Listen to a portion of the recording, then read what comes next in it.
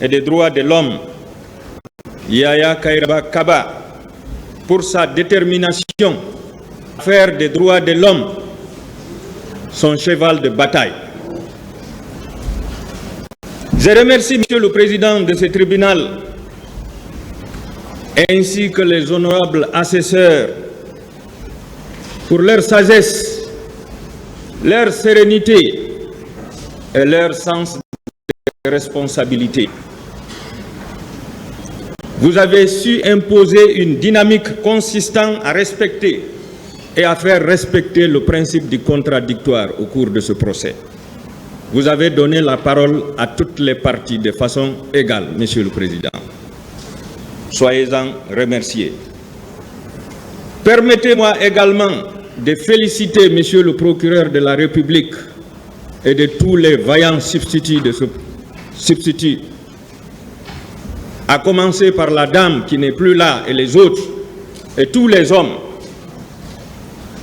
pour leur dextérité, leur compétence, dans le calme et le respect des droits de l'homme, surtout les droits de la défense, le respect de la présomption d'innocence, malgré la gravité des infractions reprochées aux accusés présents.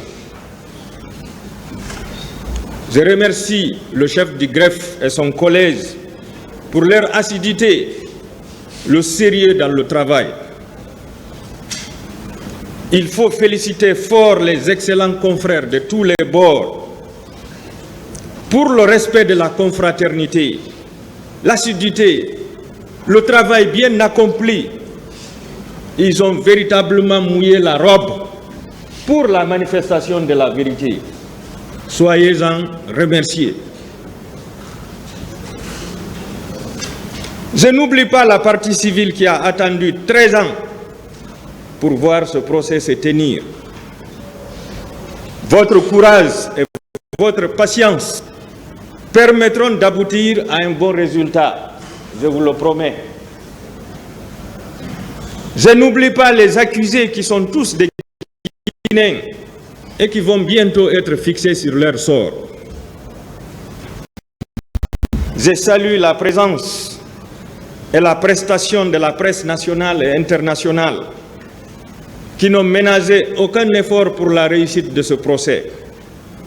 Je n'oublie pas également le Haut Commissariat des Nations Unies pour les formations reçues dans le cadre du renforcement des capacités des avocats pour la bonne gestion de cette affaire. Je remercie enfin les organisateurs de ce procès. Je vais nommer le comité de pilotage, le personnel d'appui, l'administration pénitentiaire, les services de sécurité, ainsi que les médecins dépêchés pour ce procès.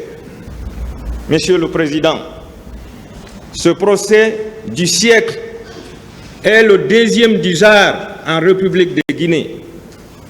Le premier était le procès des événements du 19 juillet 2011, vous vous souviendrez, qui opposait un président de la République en exercice à certains éléments de l'armée qui semblaient être gênants et certains civils de l'opposition qu'il fallait éliminer de l'échiquier politique guinéen. Dans ce procès, la défense avait démontré, Monsieur le Président, qu'il s'agissait d'une simulation d'attaque du domicile du chef de l'État, organisée et coordonnée par l'armée, la police, la gendarmerie, sous la complicité du chef de l'État. Malgré tout, Monsieur le Président, en vertu de l'adage selon lequel le chef a toujours raison, une décision de condamnation avait été prononcée par la Cour qui, heureusement, a fini par être cassée et annulée par la plus haute juridiction qui est la Cour suprême de Guinée. Et celui qui se déroule actuellement devant ce beau palais de justice. opposant une population à un ancien chef d'État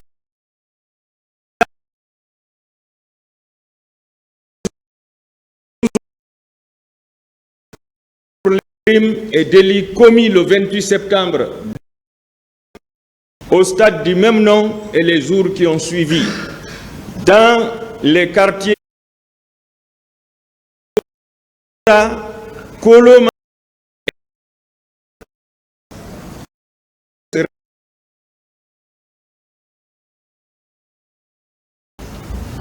Dans le premier, c'était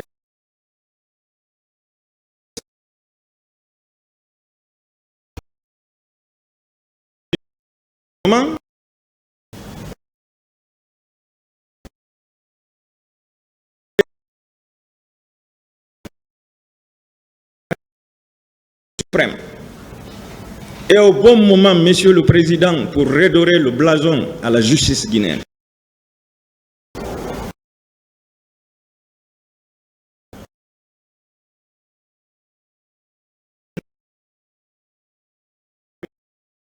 Ces anciens ministres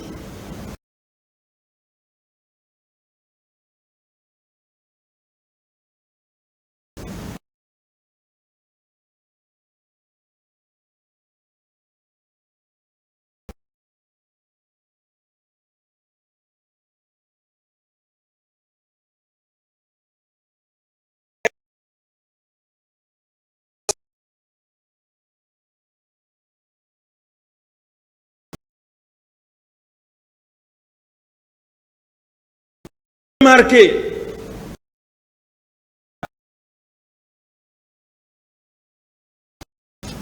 le combat de l'OZDH, le combat de toute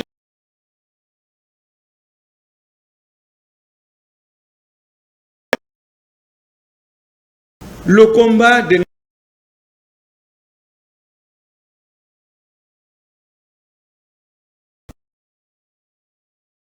heureusement